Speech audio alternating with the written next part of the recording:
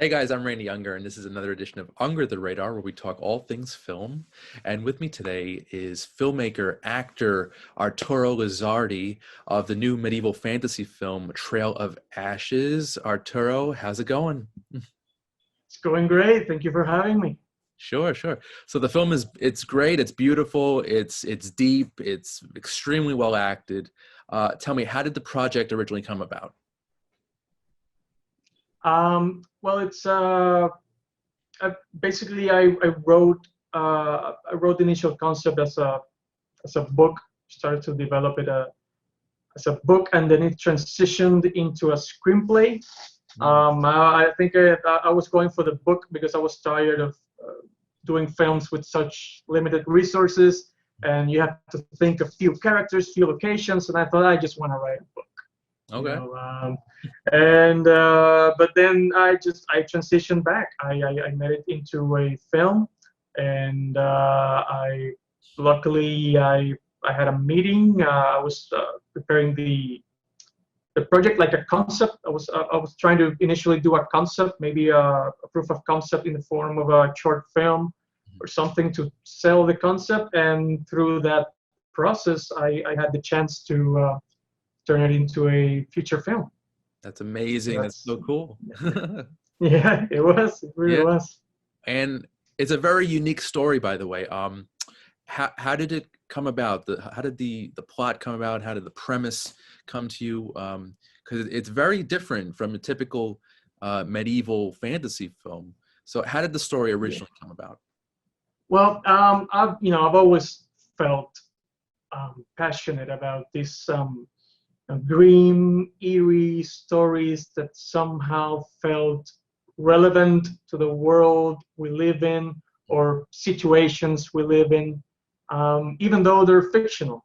Um, and I drew from history, mainly my country's history with imperialism and just the effects of imperialism everywhere.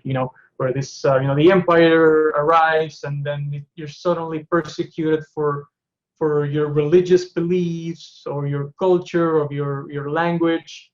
And Puerto Rico is the world's oldest colony, so I certainly brought a lot of history into the film, and then other elements that just I've always loved. Like I told you before, it's sort of like having a cauldron and throwing different ideas.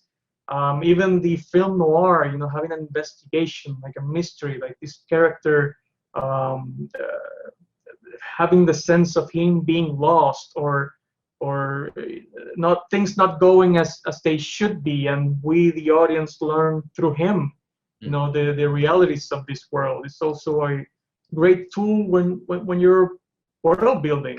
The challenges in not only in fantasy but science fiction is that you can't just you can just say, oh, this story is set in New York, and you have an idea of what the laws in New York are like, the moral compass of most people in there. But when you're creating a new world, you have to, and you don't want to do a chunk of exposition and throw it at the audience. Mm. So you have to really learn the economy of words, saying a lot with few words, and those few words that hopefully they say something about that character and his surroundings. And it was really was a challenge. Yeah, I can imagine for sure.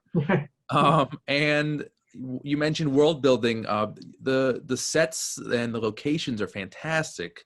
I felt like I was transported to a different time. Talk a little bit about the locations and the sets. What was that process building those worlds like? I knew that Puerto Rico has a lot of history. We have El Morro, which is an old fort. I'm actually half Puerto Rican, Um, so I know. oh yeah, Yeah, I know oh, him that's amazing. with the cannons and the, yeah, it's a All beautiful right, structure. all Yeah. right. And We were lucky. We were lucky to be able to film oh, that's amazing. in Castillo San Cristobal, which is very close. Okay. And then the forests. We have El Yunque and then so many beautiful places, and I just took advantage of what just nature gave us That's amazing. here. You didn't run into And any restrictions or laws filming there? oh yeah, oh no, we had a single day in San Cristobal, so we had to shoot every single scene Hmm. in that one day. Oh, wow. And that's just like giving the actors, we have 2 takes, to get this scene. So let's, and luckily they were like, able to face that challenge. I work with a really great crew and some really great actors. And the sets, I mean, we didn't even have the resources to go into a studio. To build this set. So they were basically built in an old office that was lended to us. And since the sets were small, they were minimalistic in many ways. We were lucky to be able to do that. The prison, for example, is supposed to be a continuation of what we filmed in San Cristobal in the castle, but we just had one day, so that small set, the prison, was built in that office, and we just matched the walls to the walls over at the castle. So Wow. you have to get creative, when Yeah. you're trying to. I mean, just making a film with low resources, even though it's a drama or it's set in the real world, it has its own challenges. But doing a medieval fantasy, it's you really have to get creative and have a very creative and talented team to make the most out of nothing, basically. Yeah.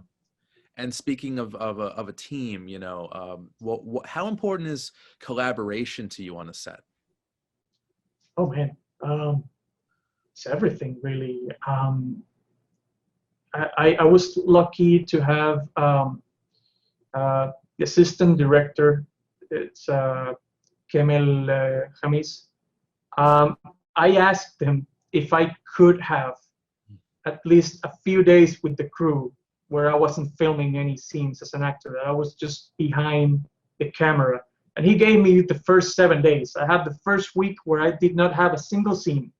I was going to be crying when I started because then I had a lot of scenes, but I managed to have those first 7 days with the crew. It was important to me to build that dynamic, to have that chemistry. And I was lucky. I could have had just single 1 or 2 days. They were amazing. We were in sync. The director of photography, Hexan Robles, and I, we share the same geeky stuff. We like the same films and games, and we were just, after, looking at playback, the scene when we filmed them, we were like geeking out after every single scene. And I was also lucky to have Samari Vega. She's an extraordinary filmmaker. She was the co-writer and co-producer. She also happens to be my wife. And I was lucky to have her throughout all this process. And collaboration is just paramount. This type of jobs. It's like this artistic work that it's only possible if 50 people or 20 people or more work together, and it is essential. Yeah, definitely, for sure. And it comes through the film, so it really you could really see that there's teamwork going on here, and everyone's really pitching in, doing their best. And congratulations on that. Thank you. So you're a filmmaker here, you're an actor in this film. What was it like going back and forth between both roles, but both of those hats, where filmmaker and actor? Well, in Puerto Rico, we have such, the film industry is really, because of mismanagement of government and corruption, it's not in a stable place. So we're used to wearing so many hats. I mean, if you want to make a film, you're gonna have to be producer and writer and director. And if you can act, and you're going to be playing some of those characters probably. Um, to me, the process of acting and directing, it's just mostly embarrassing, because you can't do more takes on you than your fellow actor, because then you'd look like an asshole. Uh-huh. So I had to make sure that I was prepared, both as a director and as an actor, that my actors had the time and the space to do their performances. And even when I had it, when I knew that I had the one I wanted, it was important for me to tell them if they wanted to try something else, if they felt comfortable. And then with the little time that remained, it was up to me to pull it off, and but luckily I was working with some magnificent actors who were nailing it, seeing the take after take. So it was just really me having a lot of options for the editing room. It was quite embarrassing. Like I said, it was just mostly embarrassing. Why do you say embarrassing?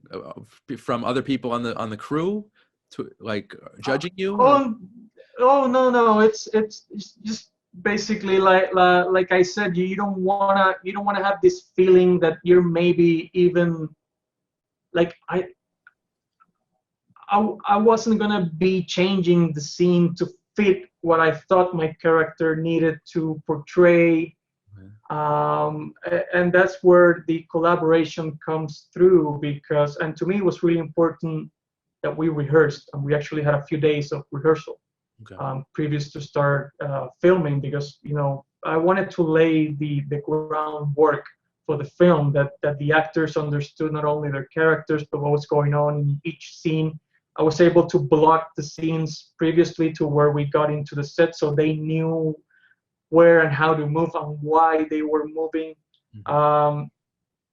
Because you don't want to. I mean, it's amazing to have the privilege to just go into the scene and let's see what happens. Let's keep trying and experimenting. But when you have little resources, that's something you don't have. You have to go in prepared, and but it was thrilling. It was just really thrilling to be able to direct and act at the same time. It felt like I was going behind the trenches and over the trenches and behind the trenches and over the trenches. But it's great. It was great. It was a great experience. That's so cool, going back and forth like that. That's the epitome of multitasking. So. Oh yeah, and fortunately I have ADD, so that's in my nature. Nice. And the cast is so good in this film. What was it like assembling this wonderful cast? Well, some of them I've worked with them before, like Hector Escudero. He's the actor that plays Mute, Marco, and we went to college together. We did plays in college, and he worked on my first film, and we had that chemistry. I mean, we didn't have to force anything. If anything, it was difficult to pretend that we didn't like each other or we weren't familiar with each other, even while playing two estranged brothers. But we have that chemistry. I don't have to direct him much, and if I have to say anything, just by gestures, he knows what I mean. Like I can say up and down, and he knows. And the rest of the cast, like Cecilia Arguelles, the one who plays the first Inquisitor, she was just in that wish list of actors that we knew. We've seen their work, and we were just looking for the right project to invite them in, hopefully collaborate. Like Migdalia Rosario, the one who played the Empress voice, she auditioned for what was going to be our first film a couple of years ago, and that didn't happen. But we remember her from that audition, and we contacted her. So it was just a bunch of great actors that we knew, and we were just very excited to collaborate with them. Nice. And I understand that some of the actors were American, so they had to like change their voices and accents to fit They them. are some of the actors. They've lived in the States. I can't remember if they were like born in the States, but moved in here.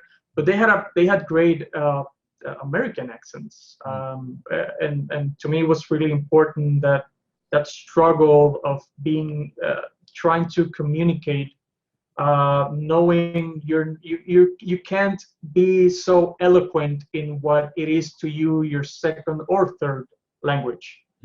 To have that struggle being portrayed, to me was important that these actors, at least the ones that were playing people who weren't the natives or descendants of the natives of this land who practice another language, another religion, from the one the empire is trying to impose upon them, to have that struggle, and to that struggle be perceived as part of the character and the world.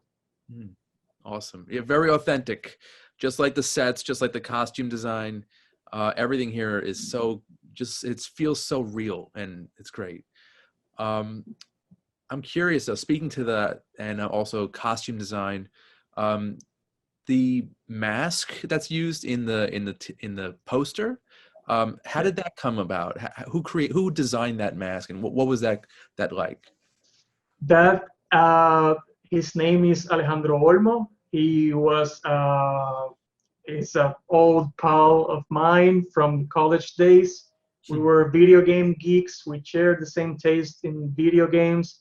He knew that I wanted to make films, and I remember we talking about different games like Skyrim and Dark Souls, these dark fantasy games, and the art that was behind it. And when I needed to design those masks, those Inquisitors, I immediately went to him, and he actually gave me, as part of the story, it's supposed to be like the 5 Inquisitors. Those are the top ones. And originally, each of them had a different mask. Okay. And Alejandro, he gave me 5 different masks. It was just a matter of the deciding factor of going with just one. It's mainly because I was really impacted by that particular mask. All of them were awesome, but there was a thing of budget. He designed the mask, but we had to 3D print them into a real sized mask, and it was quite expensive. So I said, I can't do all 5. I'll probably can do one of them and maybe print out 2 of them. And then, but I had the masks, and then it was another friend of mine who's into tabletops, and he likes to paint miniatures as a hobby. And he was the one who painted he gave the masks their texture. So it was really very guerrilla-like filmmaking, and just having a lot of friends who share your same tastes and that are willing to collaborate and help you with bringing this world to life. That's so cool. That's like the dream right there, just to like work with your friends and not have to worry about much except just get the product done. You all have the same mindset, and you're all focused on the goal. So that's so cool. That's so great. Oh no, it was working with friends, working with my wife, the co-writer and co-producer. It was just awesome. Awesome. And the film, like I mentioned, it has a very distinct visual style. Just real quick, who are some of your filmmaker influences? Oh man, I can say Alejandro Jodorowsky. It's from Chile. It's not very. He doesn't have many commercial films. They're really hard to come by. I love Ridley Scott, for example, when he jumps into sci-fi, or he's just great. And the classics, Kurosawa, Federico Fellini, just a lot of influences, and many literary influences as well. So I've been consuming fantasy books and and stuff. So yeah, but filmmakers, I think those I mentioned, I'm probably gonna remember one once we end the interview. I'm like, oh man, that was my favorite director. But But you right know, now, I could totally see you doing a sci-fi movie.